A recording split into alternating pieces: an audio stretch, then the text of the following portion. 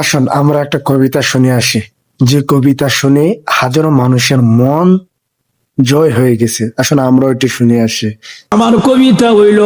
আমার কবিতা ওই দেখা যায় তাল গাছ হবে না, আমার কবিতা হবে ওই দেখা যায় কবরস্থান, ওই আমাদের ঘর, ওইখানেতে থাকতে হবে সারা জীবন ভর।